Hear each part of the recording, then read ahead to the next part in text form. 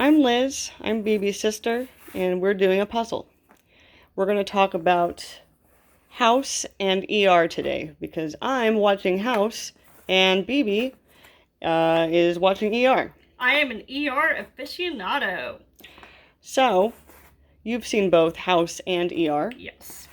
What is your general analysis comparatively? Slightly two different eras. ER began in 94 and finished in 09. House began, I think, when 04, 05, maybe. So near the end of ER's run, when it was already dying and losing fans in its original heyday in airtime. But it was, I would say House was definitely kind of exaggerated in the idea that it's a fantasy. It's like fantasy football or Dungeons and Dragons, where you work as a small team together, but you never have any alternating background characters. You never have any alternating nurses in the background or anyone else helping. You just have this small team of 5 or 6 people and an asshole jagoff for a team captain who takes all of his insecurities out on his patients and his staff to the point that no one likes him and he's undesirable. Whereas in ER, it wasn't ever truly about one person, not for the entire series, because the roles shifted from head to assistant, so to speak, in that kind of layman terms, without designating, oh, this doctor was better than that nurse.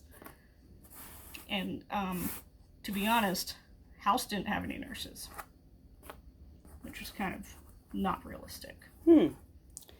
So I've never watched ER. You're missing out. I am missing out. Okay. Do you recommend? I mean, obviously, I should have started episode 1, season 1. What is the best season? Ooh, I found Barney. Ooh, thank you. Just put it there. Barney might go. No, wrong. Okay, it's all right. Got it. Got it. Barney on the side piece. Good. Show the whole puzzle. Okay. This is a puzzle of all the TV actors, and the ER doctors actually make an appearance. With Dr. Mark Green, Dr.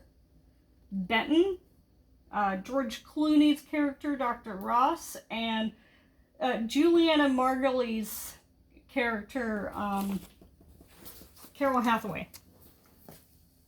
And they're right here under Scooby-Doo and the Flintstones, next to Wonder Woman and the captain from Conjunction Junction of Schoolhouse Rock. Uh-huh. So, best season of ER and why? Oh!